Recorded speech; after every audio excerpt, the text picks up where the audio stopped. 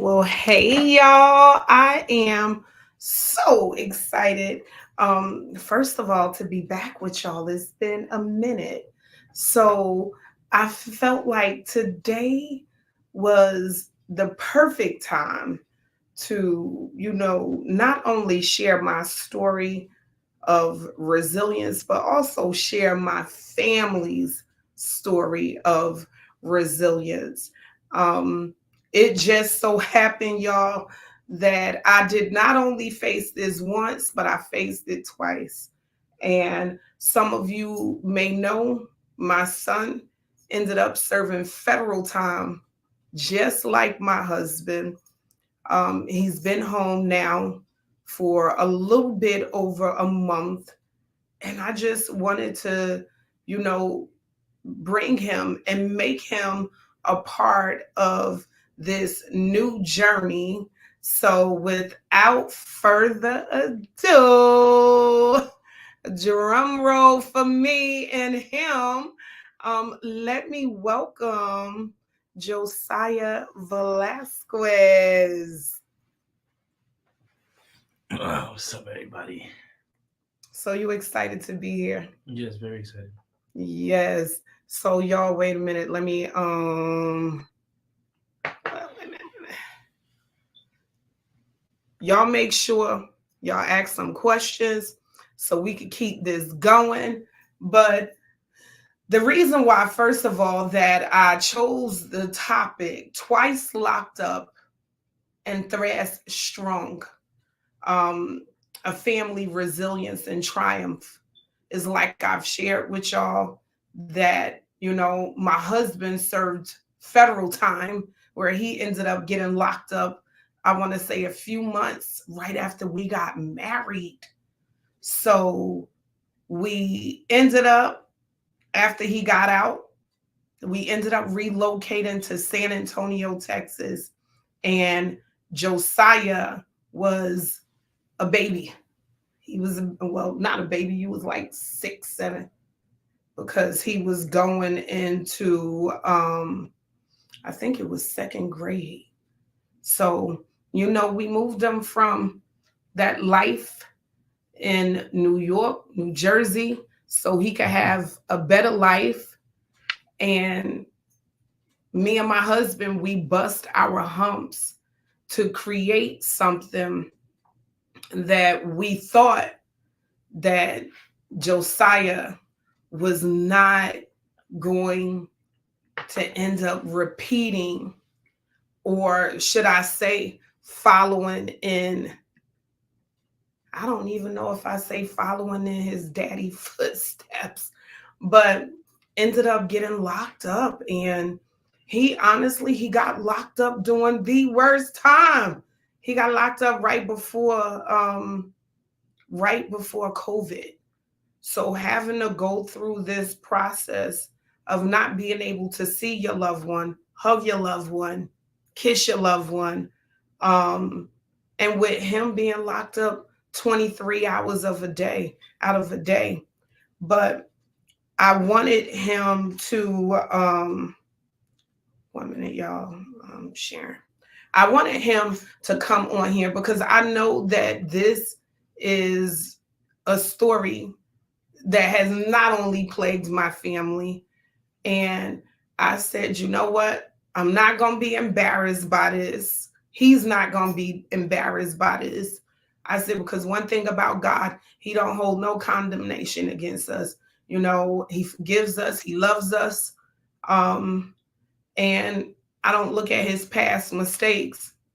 And excuse my language, I just told him anybody else that do, screw them, because I said this is all about you doing what you got to do in the future, getting your future right. So, Josiah, introduce yourself. My name is Josiah Velasquez. Everybody calls me Saya, and I'm here. he here. He here. So, just give him a little bit of backstory about you. You know, what was your dreams? Where was you at? I'm growing up. growing up, I played football all my life. Dreaming that I'd be in the NFL one day. Um, I even went off to college and played football. Um, I prevailed in that for a long time. Also, also with the music, I was into the music, but not too much before because I was so focused on football, and football was like the way. I was. I thought that was gonna be the way to get me to where I wanted to be in life. You know what I'm saying? So he downplaying it, and I'm going. He was in the paper every week, y'all. He played All American. He got a full ride for football. Um, Great student. So that's another reason why I said this is a story that needs to be told, because you have black males. A lot of people don't even realize that's the reason why I said it comes out of two-parent households in suburban neighborhoods, parents working extremely hard. Um, and they're 9 times more likely to go to prison than their white male counterparts. And during Josiah's 4 years in there, we talked all the time. How? I don't know. I don't know how he was getting it done. I don't even want to ask him, y'all. But um, we were able to talk, you know. You shared how that was probably the most books you read in your life. Yeah, it was the only thing to do. You in the cell all day. You know what I'm saying? You can only do so much. You get bored of watching TV from the cell, or or your radio go out. Don't got no more batteries for your radio, so you can't hear the TV. So then you just pick up a book and just start reading. And it's like if you're not ordering books in there, it's just you'll pop up on some books that you'll never think you'll ever read just because you're bored. There'll be a book in the cell. He'll tell the CEO, you could bring me a book from the little libraries like that they have, and they'll come and bring you some nonsense. But like you look at it like, well, I don't want to read that. But then you start reading it because you got nothing else to do, and it end up being a good book. Sometimes it'd be a bad book. Not all the time it'd be a good book, but I read a lot.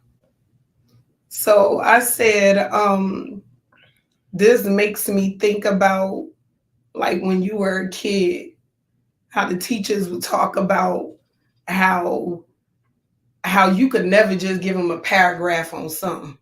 He always had a whole story, or he would give him a whole novel. Um, and it reminded me of how smart he is. And it was crazy because I'll never forget that day.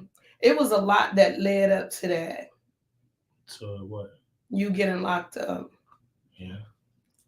Um, and I'm gonna try not to be emotional. So let me take a sip.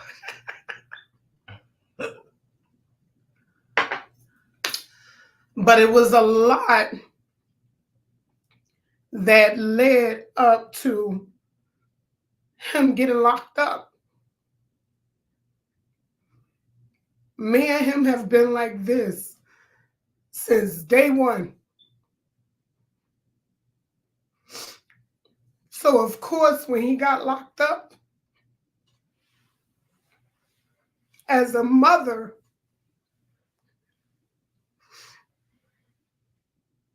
I tried to think of the role that I played. What did I do? Because I was seeing things before it happened. Here it was, I was on top. I felt like I was on top of the world. Babe, give me some tissue so I won't mess up my makeup. But I felt like I was on top of the world. And I'm traveling all over the world, doing all these classes. And I remember when me and my husband received that phone call that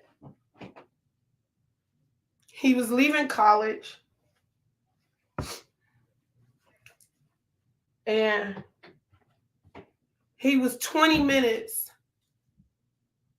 from landing in New York. The first person I called was my father. My father said immediately that he did not feel like it was a good idea. That he really felt like it wasn't a good idea. And I remember a few months after Josiah getting into New York, how I had called him up, of all places, staying in the Trump Towers. I called him up and I was like, I want you to come and stay with me in New York. Like, what was it, Manhattan? I was like, I want you to come and stay with me in Manhattan. So I picked him up. We drove over to my hotel. And I messaged my husband. I said, he don't look or smell like the kid I remember. I didn't know what it was, but I knew that something was different. And I don't know if you remember that night when you told me, you said, Mom, I ain't slept in the bed in a long time. Yeah. Yeah, he had said he didn't sleep in the bed in a long time. And we both in this king size bed, like we were little, like he was little all over again. I had my baby in there. And I just remember just praying that night.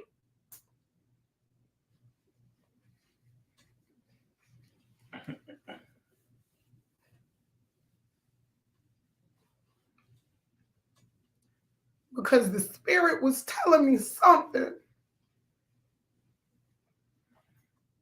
And he confirmed it in the elevator. You remember that? We were catching the elevator down. And y'all, this is not me trying to be racist or anything. But I've always exposed my kids because I never wanted my kids to feel inferior to white people. I always wanted my kids to know that they were great and that they belonged. So I've always put them in things. But I remember when we were in that elevator and all of these white people coming into this elevator as we were leaving the hotel, and they were saying good morning, and I was saying good morning back. And he dropped his head. So I messaged my husband because that broke me. It broke me knowing that this child that I've always seen walk around with his head held high in spite of what was going on. How he was such a big influence and a role model, not only for his siblings, but for his cousins, for his friends, for other people in the community. People that didn't even, well, you didn't know them, but they knew you. People that would walk up to you and tell you how much you inspired them. So to see my son bow his head opposed to looking up at these people and responding back with good morning. And it was a thing that I would do to him. Well, hopefully he loves it now. But probably during that time, I would drive him crazy. I would FaceTime him almost every day because I wanted to see what his face looked like. But you know that old saying, the monkey on your back? I knew it was something. I knew it was something. And you said you were just living life. Well, not living life.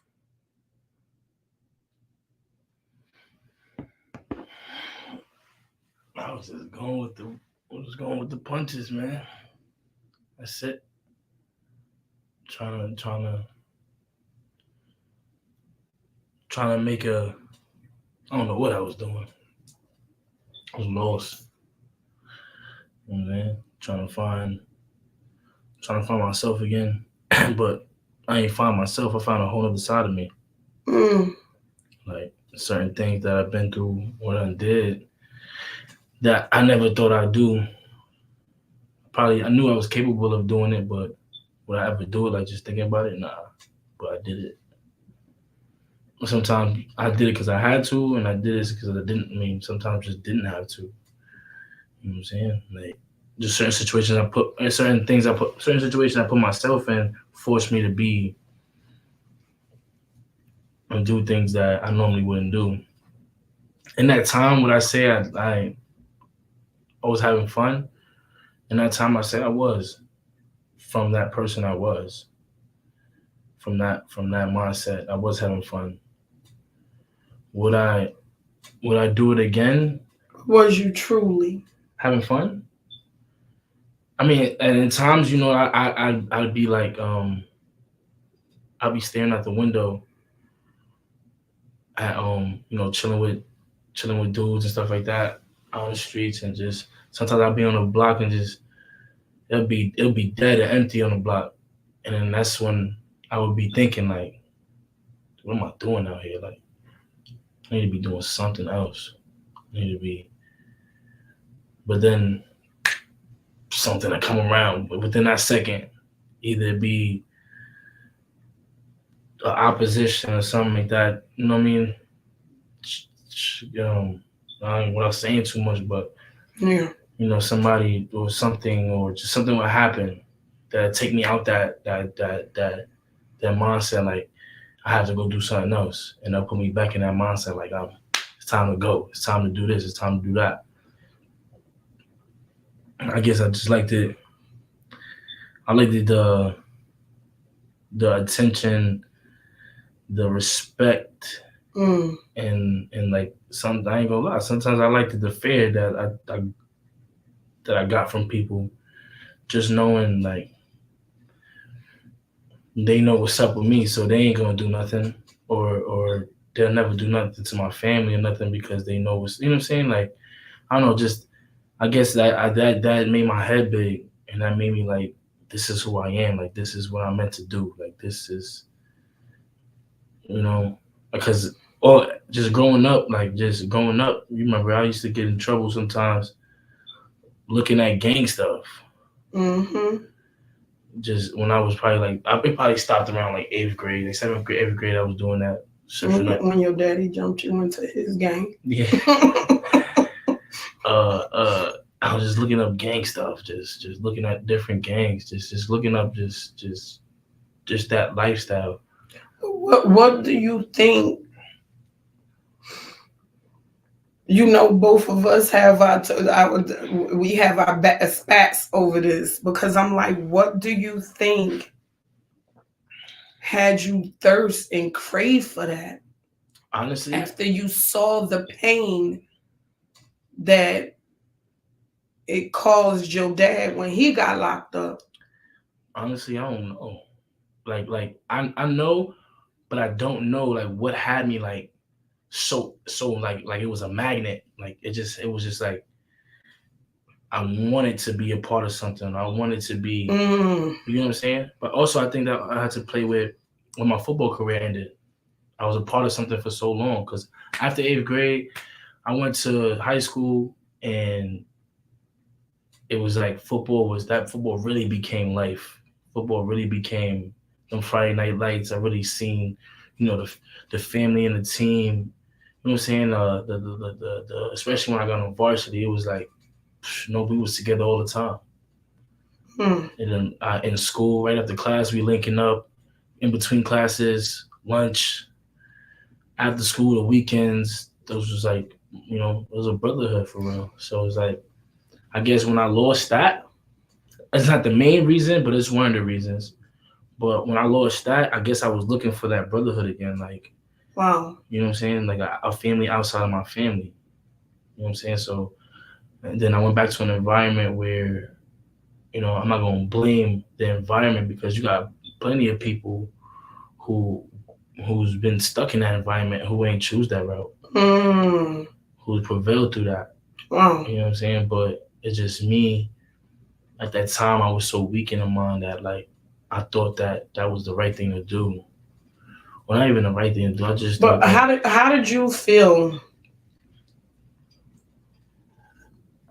I guess that was part of the reason why I said I played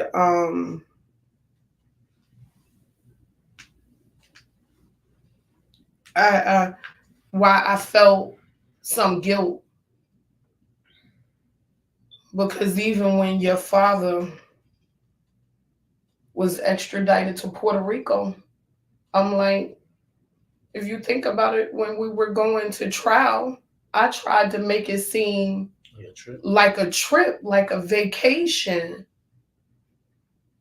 Nah, I don't think that don't have nothing to do with it. I ain't look at it like, oh, this is fun. Like my pops being going to trial is fun. No, I just that you know what I'm saying. I feel like it was the right thing to do because with on your side because it's like I was so young, and even though I was, when I was young, I really understood a lot of things that a lot of kids my age didn't. I feel like I was advanced. Like, I knew a lot of things that a lot of kids in my age group didn't. I understood a lot of things that they didn't. Well, you was exposed to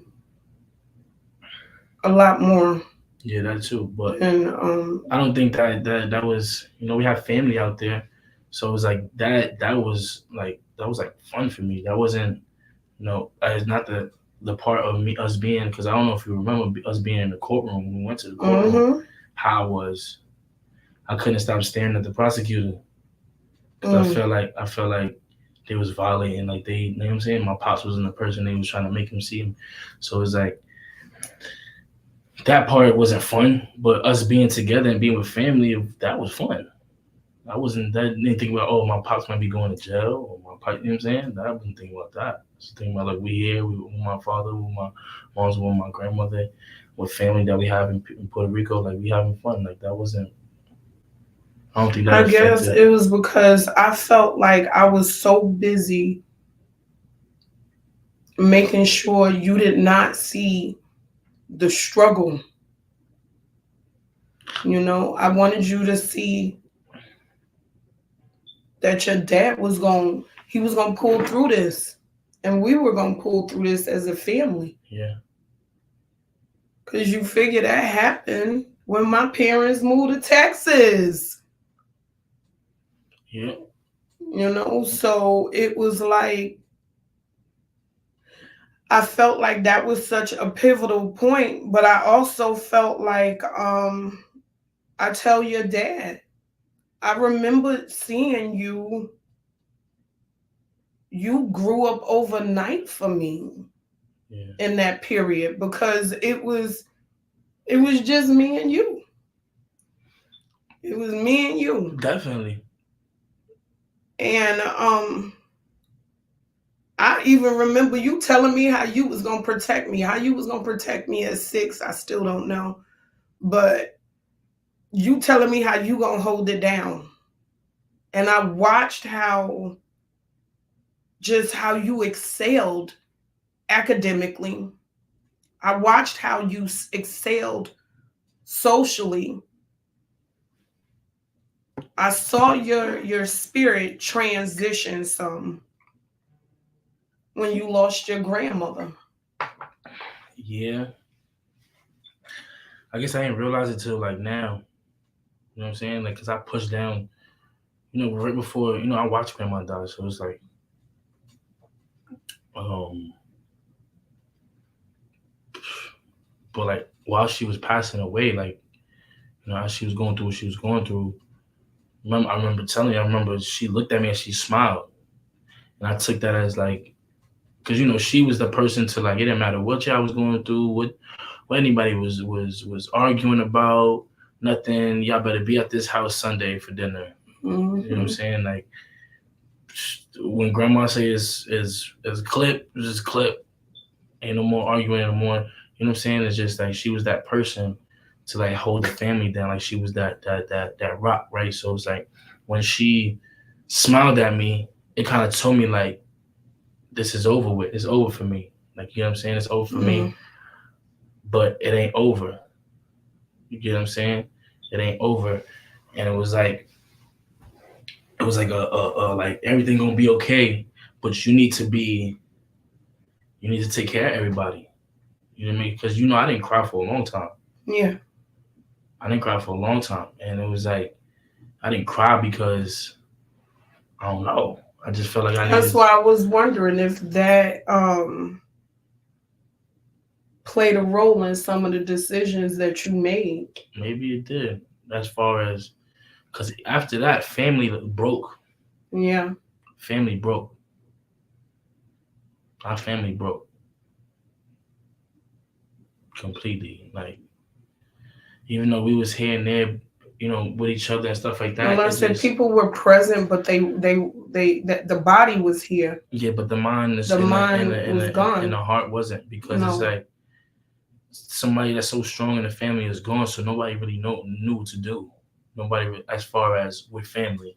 And that's one thing that I'm seeing in common when I'm looking at especially black males getting locked up, most of them before they even turn 25. It's trauma Yeah. because you figure 1 year later, you lost your best friend. Yeah, I was like a year. I was like 2 years later. Yeah, it's like, and not dealing with. But even with that, like right, even though I had my boys, like before I met Josh, right, I had my boys that I grew up with, and we was motivated, ready to go to the league, go to the NFL, go to D1 scholarship football, and it's just like when Josh came around, he was like he gave me that kick, like because I ain't gonna lie. Well, he looked up at you like a big brother. Right, that was my little bro for sure. But I'm saying like he wasn't just no regular younger, like he wasn't a regular freshman. You get what I'm saying? When he came in, well, Yes. it was like he gave me a little. He was he looked up to me, but he kind of like gave me that push, like like I'm here, like I'm here to take anybody's spot, and he was on it, and it was like me and him clicked. Me and him clicked like I don't even remember. They say you'll never remember when you meet good people. You'll never remember like the time or how y'all clicked because it's just gonna happen. It just happens naturally. But even with him, he gave me that kick. Like, okay, now I gotta show. I gotta do this. I gotta make sure this happened because if I make sure this happen, or if I go D1, I know if I end up in a school, big school, and I do what I do, I can make sure he gets. You know what I'm saying? Even though he would have got one regardless of me or not, but it was just like boom. I don't know how to That's why I explain it. said. So when you was out there, because you was out there Where in those streets, it's nothing but the grace of God that you're still here. Praise God. You know, to have bullets grazing over your head, but not one in it. So it was nothing but the grace of God that you're still here. But through that process, you didn't think about none of that? Like, No, I was so caught up in what was going on in my life. Um, you was a let's come on, you know I told you on my show. So you know we don't fake, we don't cut. I was gang You was banging. you was gang banging and you was abusing, you was substance abusing. Yeah, I was popping pills. You know what I'm saying? Popping pills. And you said you was popping those pills because it allowed you to be what? Numb. Numb. And like when I first started off and doing things I did or whatever, you know what I'm saying? I used to feel bad sometimes. Mm. Like like how can I say it? The first thing I did, I felt bad. I was like then I kept on thinking about it, kept on thinking about it, kept on thinking about it. So I would just go. At first, I would just go out and just try to do something, mess with a female or mess with because the pills wasn't in play at first, but drink until I can't no more. You know what I'm saying? Like just try to forget about it. But as I got deeper and deeper into life, it became like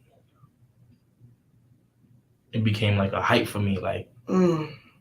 It was like a high. yeah, like oh I can't wait to catch this person. I can't wait to man, I can't wait to catch this person. I can't wait to do this. I can't wait to do that. Because I know when I do this, I'm gonna be up. I'm gonna be able to do this. I'm gonna be able to do that. If I know I catch this person, then this person ain't gonna mess with me. You know what I'm saying? Like certain things, like I said, like I used to feed off of fear that I had off of from people. Like I went from walking around in the streets, like kind of like timid. From that to walking around like I owned it. Like I owned the block. Like I owned it. Like I was obligated for people to fear me. Like to this is me. Like I'm him. I remember a time where I wanted to be the most feared person in New York. Like I used to think about some crazy stuff. That's why I said my mind like reached like levels that I never thought it would, or just thoughts that I never even think I'd think. But you know, and then before I started becoming numb. Before I even started popping the pills, I became numb to it a little bit. You get what I'm saying? But it'll be on my conscious still. So when I got introduced to pills, when I intro- when I got introduced to the I'm pills, about to tell his people to stop messaging him while he nah, live. they asking for the um Facebook. yeah. But when I started popping the pills, it's like I met a female. That's how I really started popping the pills. I met a female. She was like, it was on X. It was I mean not X. Oh yeah, ecstasy. She was like, Always that one. she said, yo, this gonna make it better. Like this gonna make it like a movie. So I said, word. So I took it. Nah, I ain't gonna lie, I liked it. Well, lust. And if anybody know about ecstasy pills is they call it a sex drug. You know Mm-hmm. what I'm saying? So it's like um it make you feel even more like intense. So I liked that feeling, but it became where But the it was. part that I struggle with is how when you were young, we taught you to stay away from that. You was all on this athlete tip that you athletes don't do that, and it was just I wasn't an athlete no more. So all those morals went away. mm, I wasn't an athlete no more. I didn't have to treat my. I felt like I didn't have to treat my body like a temple because what I'm gonna use it for. mm. You know what I'm saying? Like that's how I felt. Like I'm good now. Like I don't need. I'm not about to be on no football field.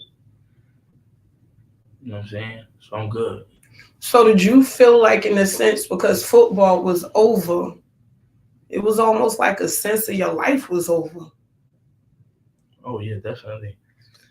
Cause that was a thing. Even though I had, the music, like that was a secondary thing. Like, boom, if this don't work out, I know I could make it in music. But because I had at first, before I even fell into the streets, I was actually I was trying to do the music thing. Like I was in it. Mm-hmm.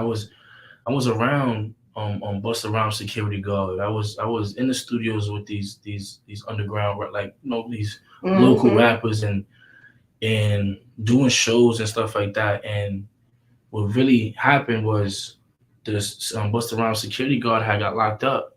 Once he got locked up, I didn't know what to do next. You know what I'm saying? Because he was leading me into the industry, had me around A&Rs, everything. Right. So it was like, what do I do next? Because he was really the one that was going to be funding me.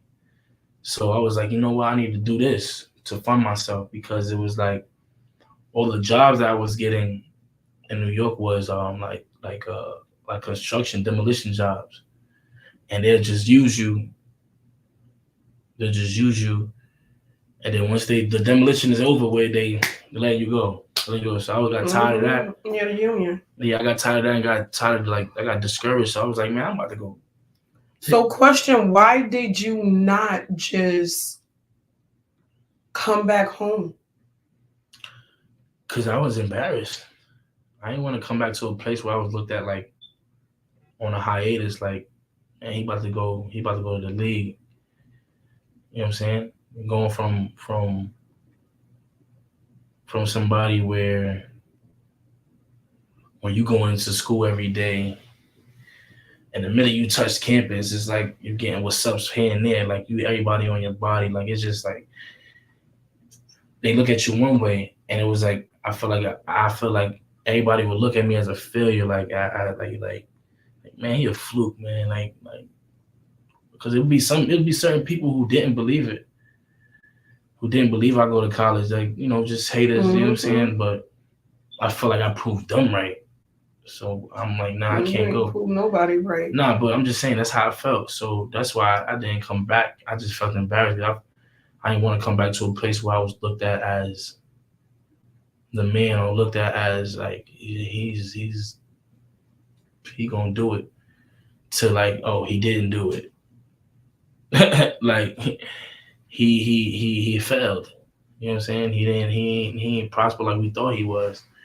But I wish I wouldn't have because I think if I would have came back, I mean, it doesn't honestly. It don't matter where you at. You can get in trouble anywhere. But it's just like I feel like if I would have came back, it's just I had my my my my my boys that were doing well would have pushed me. Being around them would have pushed me like, nah, I need to get on my stuff.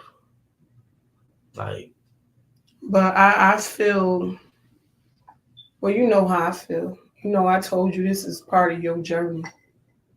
yeah, I said, and you don't ever, first of all, I said, if you ain't ashamed that God seeing you do it, screw everybody else. yeah. And I didn't even think of it that way until me being locked up. Like me being locked up because it's like when I was locked up, you kind of try not to be one way around that environment. Like you don't want to shed no tears. You don't want to seem too weak. You don't want to seem like you doing too much or that you weird or something like that. Because Mm-hmm. if you're not doing what everybody else doing, they gonna look at you like people gonna look at you like he weird, bro. I remember when you had tried to escape that life and you came home, you said, "Mom, I want to fly home." And we flew you down here. Yeah, but the life I was living and the people that I was involved in every part of the world. So it was like, I told your dad that. You remember how I was the first person to tell everybody you was in the game. yeah. So it was like, as soon as I came to Texas, it got word like, yo, he's out there. You know what I'm saying? And I ain't I ain't really fully try to fall back how I should have, because the minute they let me know, yo, the bros is out there, they're gonna hit you up, da, da, da, I was like, bet. But do you remember what your dad said? I remember what I said, and I had to end up eating those words. Because I remember when I said, if you go back up there and get your A locked up, I ain't getting you no attorney. That's what I said to you. But I remember with your dad crying and pleading with you not to go. A lot of people did. It wasn't just that. It was my friends, like my boy Juan, Will, even Jacobin, like it's just even Daryl. You know what I'm saying? All of them. They was like, what? You going back? What you going back for, bro? Nah, stay here. And like, I ain't gonna lie, the night before I had seen, like the night before I came in and seen Dad, and came outside and seen Dad, he came outside and seen me. I seen him. I was with Juan. And Juan was like, bro, what you do tripping, bro? Because they all had seen, like, one of my friends had came out to New York to visit a family member, and he seen what I was involved in, and he seen what type of person I was. He came back like, yo, Saya out there tripping. Well, everybody was Like it wasn't only them. Nah, it was no. other people telling me that you were tripping. Nah, but I'm just saying he's seen it like he's seen it up close. There, he was there. Like he's seen the person I was and who I had became. So in that moment, like he probably didn't want to tell me like, yo, bro, you tripping, because he just seen me. I was on that high horse. Like anybody even said anything sideways, like I was on them. Like, but it was just like, because I remember everybody was afraid to speak to you, except for me. I was still tell you and plead the blood of Jesus over you. I remember when 2 days before you got locked up, and remember that message is still in your messenger. When I said to you, I could tell you want something, son, go get some help. It's like the devil got a hold of you. And I remember you not responding. Then I FaceTime you. And you was always lying, saying you wasn't like, Ma, no, I'm good. But I could tell, you know, a mama can always tell. And I remember that night how I prayed to God.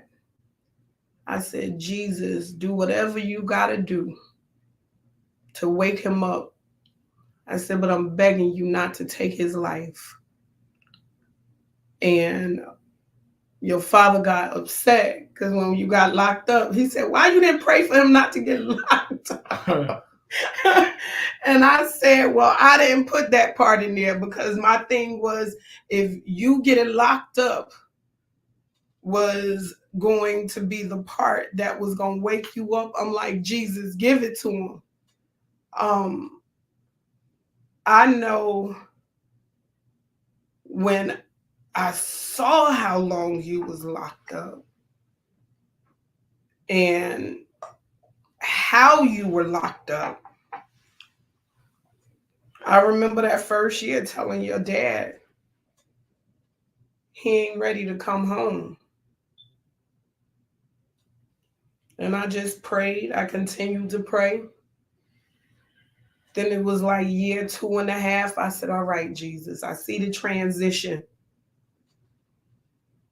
And I watched during that period how God was working on me, saying, you know what, you got to trust me.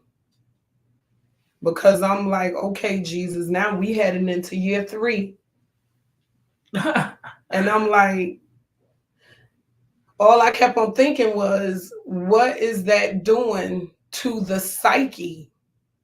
Only having 1 hour of daylight or whatever have you. I just kept on thinking that. And then the fear of COVID while you was in there. I ain't gonna lie. COVID, I mean, it didn't. COVID itself, like this, the virus ain't scare me because I was like, I just used to say like, you know what I'm saying, just give me a chance to go back out there, like you know what I'm saying, like don't let me. That wasn't what was mainly on my mind getting sick.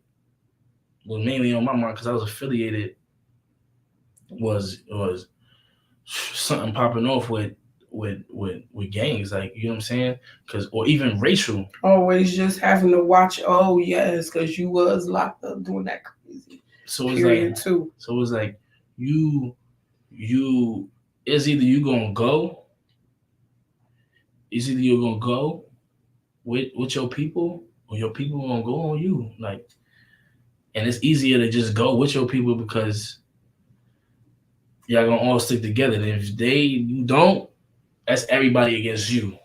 Like, so it's like it's that's the fear of it really going up. Like, I wasn't scared about handling myself because I know I can handle myself, but it was just a part of what I'd have to do to survive. You know what I'm saying? And it was like the devil kept on trying to like poke at me, poke at me, poke at me. Even recently, before I even came home, I had a situation where a bunkie, he was bugged out, like he was tripping, and I had known dude for a minute, like since being locked up, and he had went off to another jail, came back. I don't know, he came back another person, like where he thought I was doing some spiritual stuff on him, and it was like one day he was just like, you know what I'm saying, like the whole time, because in there, you do what you have to Well, do. it was. If you think about it, it was spiritual warfare. You figure while you was in there, you rededicated your life. Nah, but yeah, it wasn't. You He know. thought I was doing some Santa Maria stuff to him or some voodoo. Yeah, like he was tripping, like, and he was like, he used to say, "Man, I don't want to have to kill you in here." He was saying, "I want you to go back to your Mm. family." But in my mind, I'm like, bro, if you ever even slide, like oh Well, my yeah, god, you can't rest. You constantly watching your back. yes, but you in the cell. So we ended up getting into a fight one day because he was like, what did he say? He said, "Yo," he said, we just sitting there. I'm reading a magazine in my bed, and he's on the door. He just come. I want to get it, and nobody right know what that means. I want to fight. I want to get it. I'm like, what? Like, what you mean? What are you talking about, bro? Like, he like want to fight. I want to get it. If not, I'm gonna hawk you down, which that means I'm gonna start stabbing you. So I'm like, oh man, like, and the door is locked. We locked down. Ain't no coming out. Nothing. Only way out is to actually get it. So he was like, if you don't get up right now, I'm taking off on you. I'm like, man, let me get up before I have to, you know what I'm saying? So we got up, we put the weapons away, and we started shaking, we started getting a one on. And it was like the whole time of us getting a one on, all you heard the neighbors banging on the door, hey, go chill, chill. You heard the boom, boom, boom, Mm-hmm. boom, boom, boom. And it was like I could have really violated him in that cell because he was not strong enough to deal with me, and I knew that. That's why I didn't want that even to go there. But But I was just about to say, but that whole thing with, how God and Christ is renewing your mind. yeah, You were going through a process of God renewing your mind because had you been out on the streets, it would have ended one way. exactly. So, what? I mean, Why do you think you held back? either or in the streets or in jail, could it still end up the same way? Even if No, but you could have taken his life. yeah, in jail too. Why didn't you? Because if I took his life, I was gonna be in there for a long time. Right. So, but when you think about it, when you was on the streets, Yeah, I wasn't thinking about you that. wasn't thinking about that. So, what caused I the got my change? I got my soul back. Mm. I was myself. I was second guessing things. I was thinking about it like, hold on, if I do this, I'm about to go get sentenced. If I do this, I definitely ain't going home. And there ain't no cameras in here. That's for me to be like, He started it first. not even he started it first, just to be like it was self defense.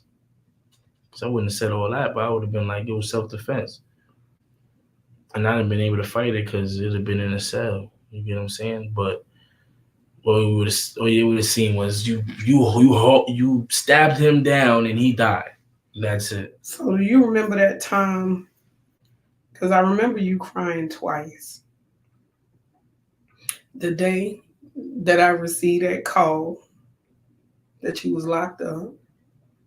I wasn't crying. Yeah, you did. That day that I told you I was locked up, I was not You crying. were crying. I'm gonna tell you why I wasn't crying wait a because minute, and then I ain't crying until I'm bringing it to the second one when you found out about what was going on with Jada. yeah, that's the time I cried. Yeah, and Because I didn't even cry knowing because I was so caught up in that life, and I was so like sick in the head that when we got locked up, I'm like, yeah, like I'm in the feds, like I'm with the big boys, like who's you know what I'm saying? I was you know how me and you go back and forth on music, here we go. and how you don't feel like it plays a big role, but I do, because I look at how Satan was a musician, and I look at, for instance, what is one of the first things we do in the morning before we start our day? Attributions. Yeah, we do our affirmations, right? Attributions. I know, right? So we affirm every morning. Yeah. Why? Just to I think why is it just to train your mind and remember who you are, like, you know what I'm saying? Because when you wake up, sometimes you might feel like, dang, it's another day. Like I got so much to do. I got this to do. I got. But when you are affirming yourself, first of all, nothing is a lie. Because when you say, I am a what? A millionaire. Yeah. I am a mogul. Yeah. I said all those things will come true. No, definitely. So I feel like in the music world, when you are constantly singing about something, thinking about or hearing something that is negative, you know how I am. Yeah, but it's like with that, I feel like it when you hearing something constantly, yes, it does affect your mind. Yeah, it do affect your mind. Thank you. But it ain't no but. Remember, yes, I said it is, because a but is a conjunction, and it erases everything. Well, a family debate, y'all. Yeah, but I'm saying like it depends on the person, because you got people who's strong enough to hear whatever, and they just like, that's true. You know that's true. I guess I was one that percentage of people who, because I made a song called "Ride or Die" before I got locked up. We're talking about asking a girl if she gonna hold me down if I get locked up, and look what happened. I got locked up. But it's just that, and then the things I was talking about in my music,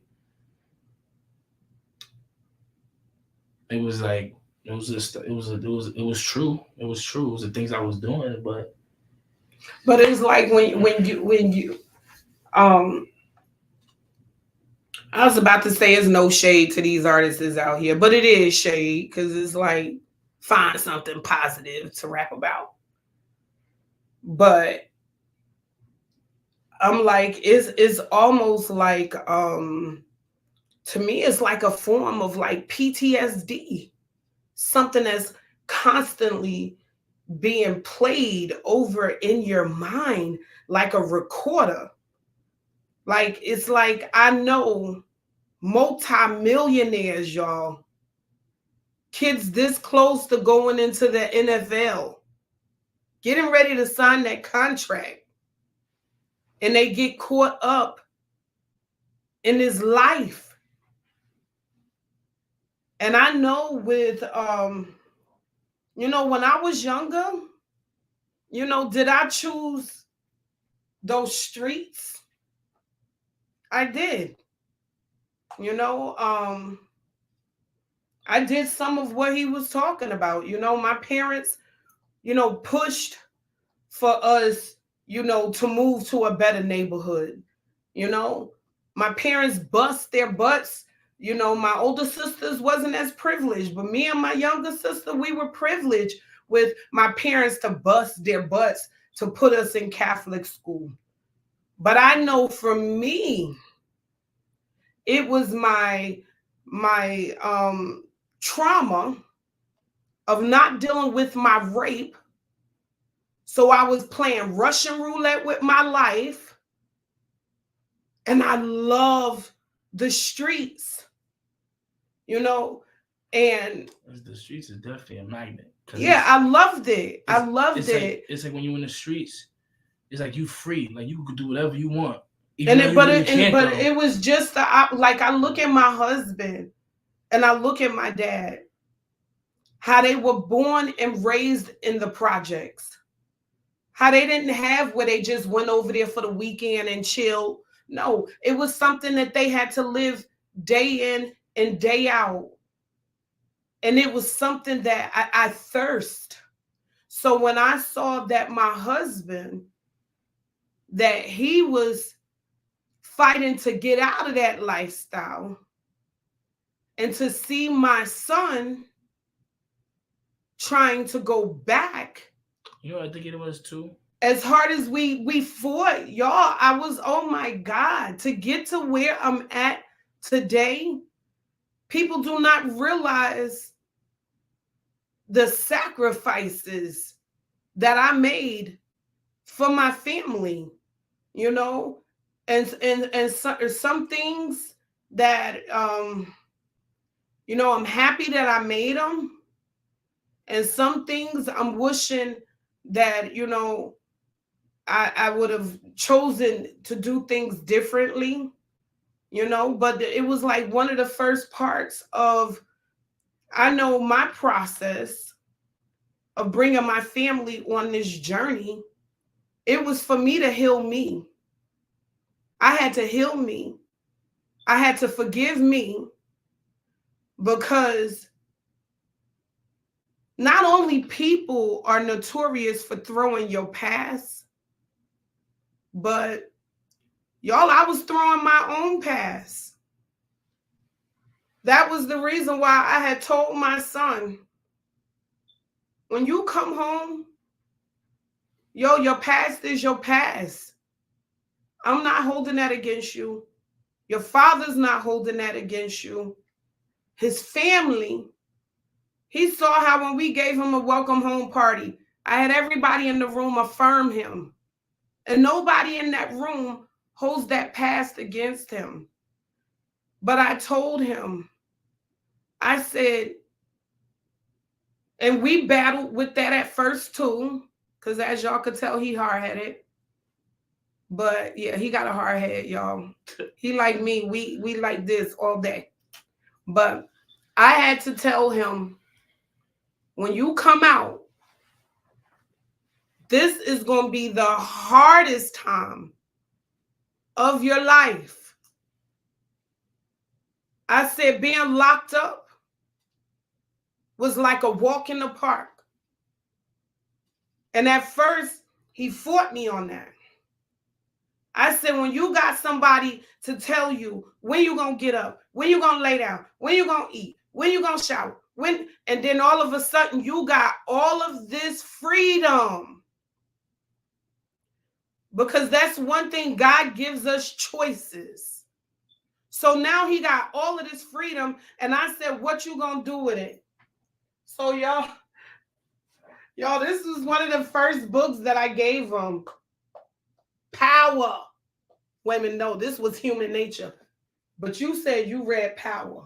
Well, no, Which 48 one? yeah, 48 laws of power. Yes. So he read The Power. I gave him Human Nature because I said, you got to retrain your mind.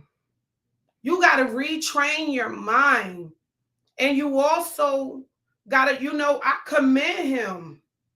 He didn't have to go to counseling. And I said, that is one thing that I see with Black and brown men. They feel like I don't need counseling. And when I saw him making the steps for this, I told my husband, I said, he's not going back. He's not going back to what he did. And everybody's like, how do you know that? I'm like, I know my son. Like, I knew when he was getting locked up. I know that he's not going back. And I said, one, because I know that God is going to use him to spread this story. Because y'all, we only surface touched. But I know that God is going to use him to help so many other young men that think that that's the way. They think that that's the way. Like, I don't know if y'all saw him when y'all probably saw in the picture. He had his cornrows, he had his long hair, and you cut it today. Why?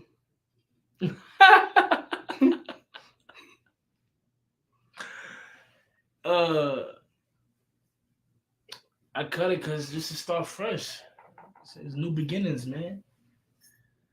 A new man, a new person, a new spirit. Like people just say, I need that old spirit back. I need that old nah. Yeah, that was good. That was a good spirit, good soul. But I got a new one. Like it's just I know that's right. a different mindset, a stronger one. You know what I'm saying? I used to be afraid to say no to people because I feel like you ain't want to lose that friend. Yeah, I really now I don't care. I don't care. You slime me either way, even if it's a little bit, and I see it. It's over for you. I don't got time for none of that. I done wasted too much time in jail. You get what I'm saying? I'm 26, about to be 27. Like I'm trying to be a millionaire before or by the age of 30. Like I ain't. I'm trying to be. Y'all can tell he my kid, right? I'm trying to be like, you know what I'm saying? Like I ain't got time for none of that bull crap. Like all that nonsense. If you ain't focused, how I'm focused, I don't even want to be around you. I know I'm gonna have some people around me that's not on the same level as me mentally, but that's all right though because as long as they willing to try, then you could be around me. You know what I'm saying? You could let's do this. Like I'll be there for you, just how somebody's there for me right now. You know what I mean? So it's like, who am I to judge the next person because they mind ain't where mine is at? Because I had to work to get to where I'm at as far as mentally and emotionally. Like so it's like if I could help the next person and they willing to get the help, then I'm all for it. But if you just on nonsense, you ain't trying to hear me, or you just ain't trying to, or you think I'm just trying to come at you, or you think I'm just trying to be like oh you think you this now because you got this, or you think you this now because you doing that, or you think you got goals. Now. Yeah, like I'm not. I'm back to like.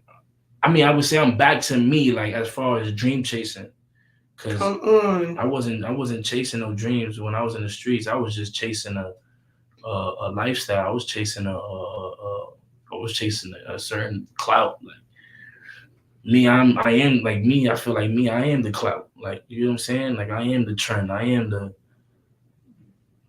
what everybody want to be on. You get what I'm saying? Not to be on no conceited stuff. No, you are. You are. You know how I raised you. I was just saying, I raised though, you like that you are conceited. No, I know I am. And you like, think of how amazing you are. You think of how great you are. Like somebody like a female tell me she like yo your spirit and like your like the way you are is just so aggressive. Like or just so blunt or just that. I'm like, ain't no other way to be for me because it's like I ain't trying to live on a lie or I ain't trying to live on or I ain't trying to live on like how can I say it? I ain't trying to. Somebody It's told like me, when I told y'all it's okay to be selfish. It's okay to think about what you want out of life. It's okay for you to maximize that. You know how I am. I'm like, don't you ever tell none of my kids that they can't have it all. And I mean that for everybody. I don't ever want you to ever limit yourself because you talking to small-minded people that don't understand your dreams. It ain't meant for everybody. It's not.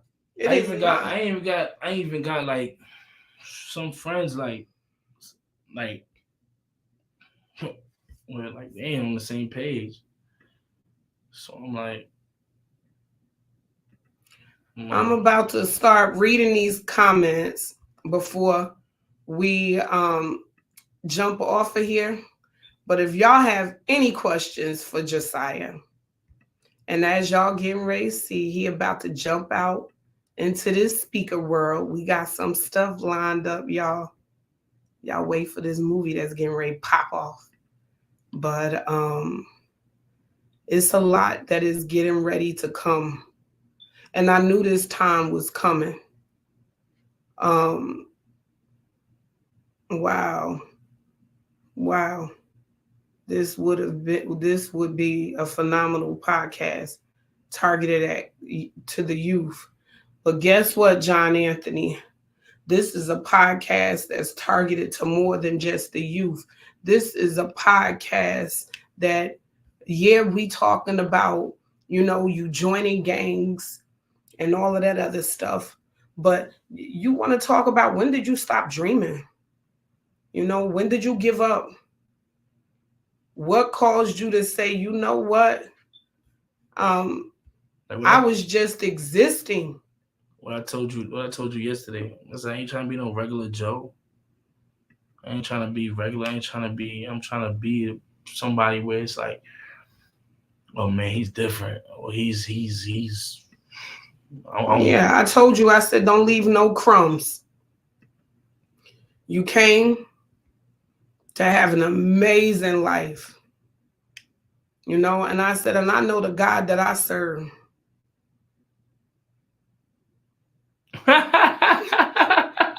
She said she wasn't crying.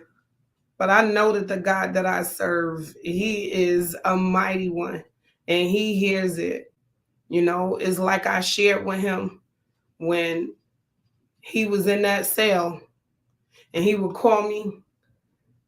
And I don't know why he would always call me, probably because he knew I would call the lawyer and I would jump on the lawyer and see what's going on. But he would call me, be so angry, like, Mom, why this ain't happening? Why this ain't happening? She'd be like, yeah, what she say?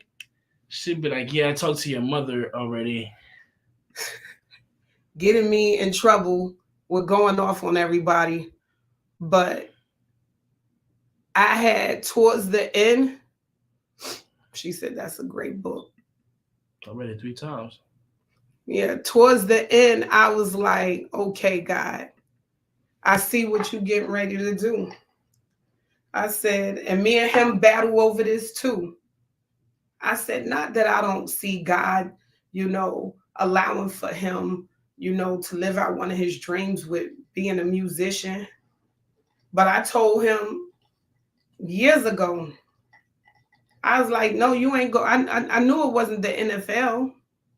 I said, God is going to have you in the stadium where he's going to have you in front of thousands of people. But you're going to be talking. And he would say, how do you know that? You don't know that. And I'm like, no, I know that. I'm like, even as great as you are, I'm like, I knew it. So this sister right here, Sharika, I wanted to get to her comment.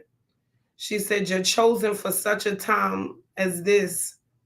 God is about to move mountains and bring you through the doors you never thought you could enter. Your story is about to transform the lives out here. That's from Crystal. Amen. Amen. Y'all, thank you for these positive words. This sister right here, she from New York. She said you could tell that this young man has an anointing on his life. Sharika, everybody's been saying that. What he has experienced was not only for him, but for many that are called to receive this gift, his gift. Amen. Amen. Y'all, it is nothing but the grace of God that my son is here. And I told him, you can't keep this to yourself because I want for you, because it is going to be, I want you to talk to two people. You ready? Because that's how we going to end this. So the first person that I want you to talk to is a young man that is currently, possibly by chance, ended up watching this video. And he really thinking that he gonna join a gang. You know, it looked real good. You know, it looked cool. What would you say to him? I was about to say something funny, but it's not that time. No, but it's like that's your character to give it some humor. So whatever you want to deliver, be you. I was about to say, nigga, what set you finna be, fool? Nah, Right. stop. But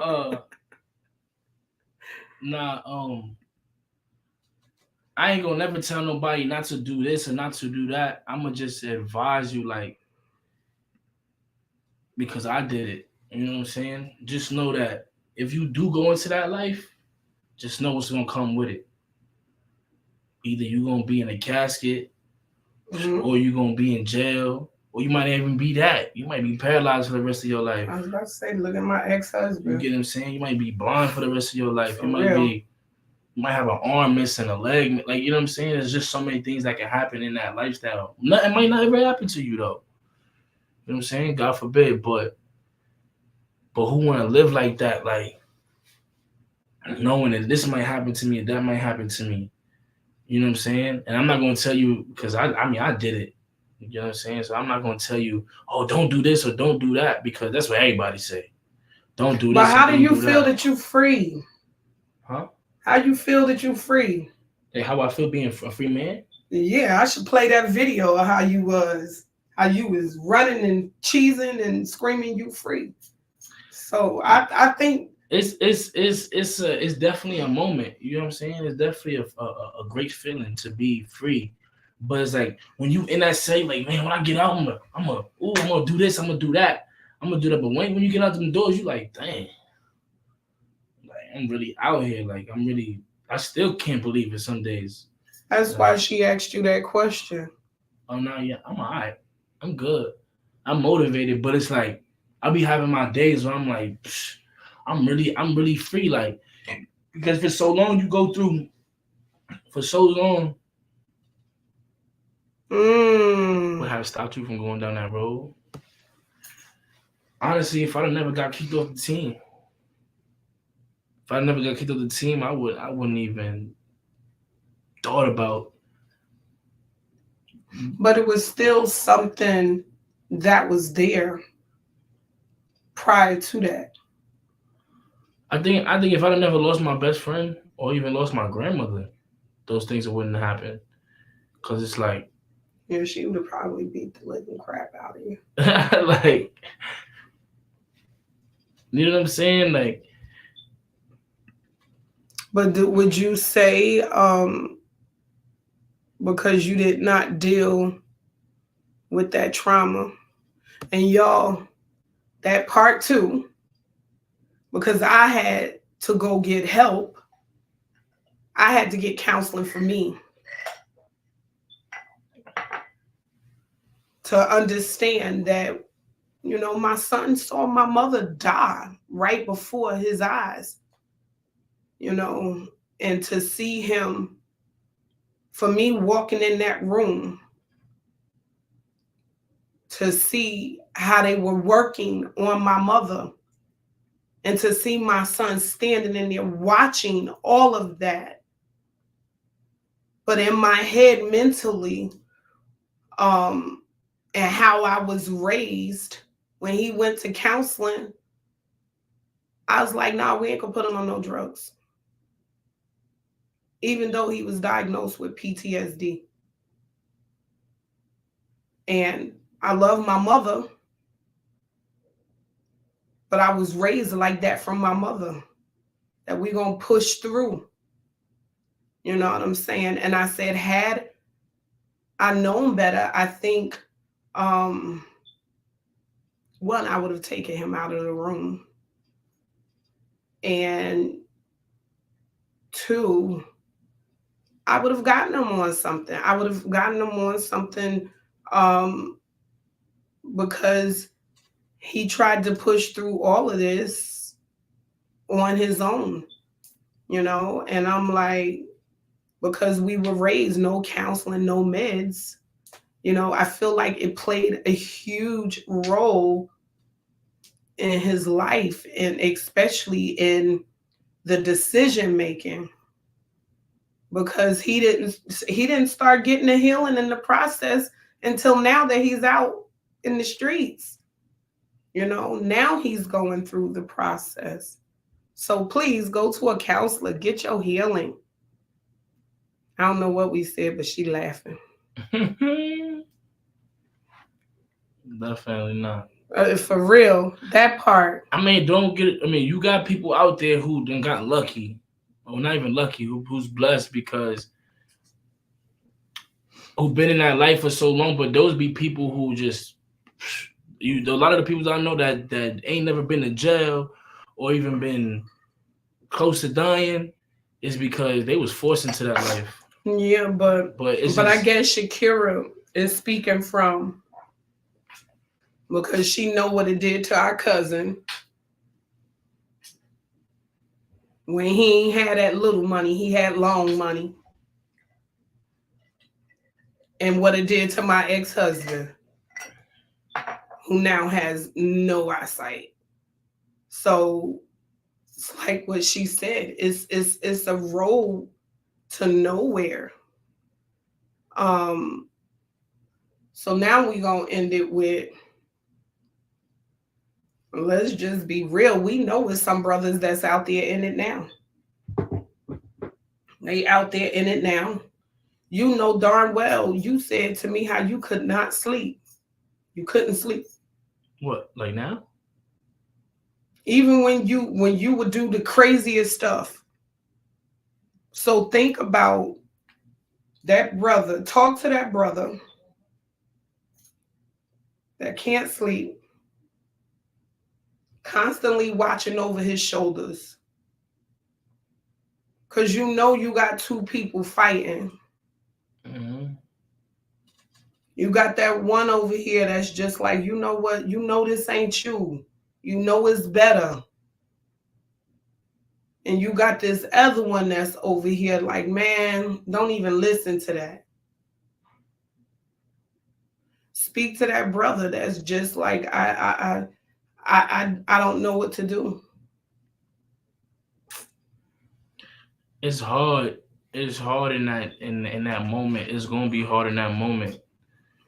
And it's like, don't make a rash decision. Think about it before you even do something or you even take that first step. And sometimes you're not gonna be able to, because in that lifestyle you just gotta go. You just gotta. It's gonna happen, and if you don't want to be on the opposite end of that, you gotta go. But before you even put yourself in that situation, think about it. Like, all right, boom. If I go in this, if I go in this situation, I'm ready to die, or I'm ready to take a life, or if I'm even ready to do the things, like how I'm gonna feel after. You know what I'm saying? Is this gonna traumatize me? Is it because you don't think about it? You don't think about none of that. until after the fact. You be like, dang, what the heck I just did? You know what I'm saying? But or you won't have a chance to even think about it because you be dead. For real. You know what I'm saying? So I love that question. They not letting you go. So if you had the opportunity to make music, what would the message be? Who? Honestly, my music, of course I'm gonna make, fun music and party music, but those days of me singing about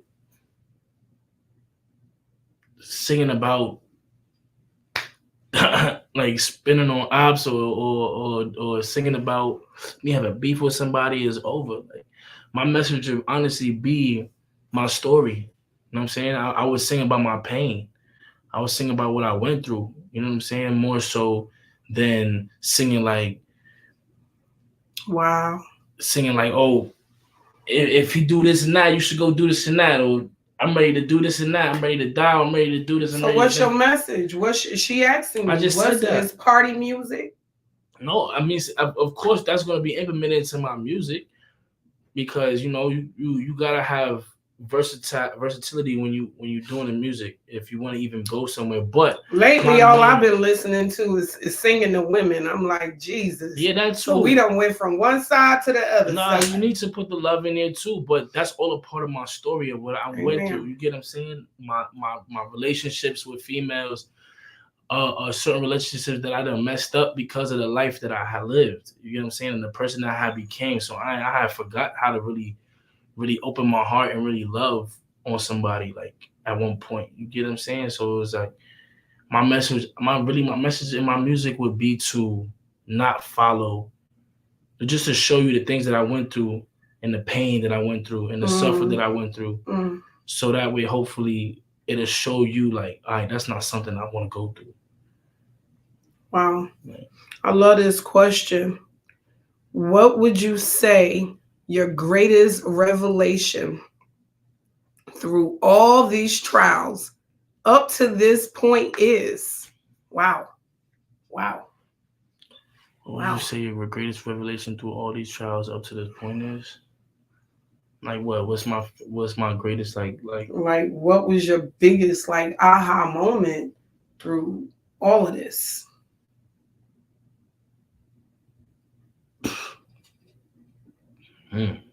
When I would say your family? Is it the things that you missed out?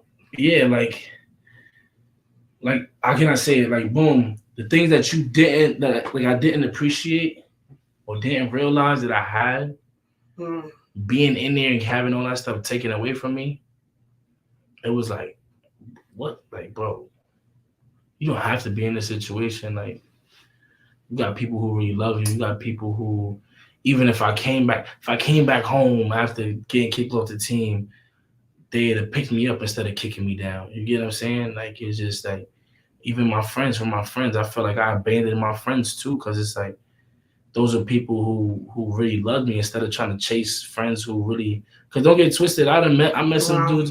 I met some dudes in the street who's some good dudes. I probably could count on probably one hand, and there's one right now. He got sentenced to like 19 years, and I could say that I got love for him because he used to show me all the time like, bro, you're more than this. I'm not gonna force you to not be a part of this. You get what I'm saying? Wow. Because if you would have never came here, if you never came around us, I'd have never met you. You get what I'm saying? So he saw something with you too. Yeah, so it was like he used to tell me, bro, you need to focus on this, you need to focus on that. So sometimes I used to run away from him, like get away from him just to do dirt. You get what I'm saying? But it's just to appreciate what I have and the influence I got on people, like, and I was using it for all the wrong reasons. So it was like when I seen it, when I saw it for the good, it was like, bro, your destiny is not being America's top gangster. Come on. You know what I'm saying? That part. Like, your destiny is not being the next El Chapo, being a, you know what I'm saying? Like, not being I don't know, but it's just I know where I'm at now. I know where I need to be. I know where I want to be for real. Like So what's your social handle where you want them to follow you? I have two social medias. One is my music page, and the other one is my speaking page. My music page is Saya. What? Oh, Saya is great. SIAHISGREAT. And my speaking page is I am resilient, which is I am resilient RESILINT. Amen. So y'all go follow me on those pages. Awesome. Thank you guys so much for joining us tonight. Y'all done got a little snippet of our life. I can't wait. Oh wait, those pages is Instagram. Sorry, those I pages can't is wait Instagram. for y'all to be able to see what God is getting ready to do. All right. So, like I always like to say, she said, you can't know until you have been there. Amen. Amen. Amen. All right, y'all. Well, y'all go out and y'all gonna make $1 million choices and have an amazing day.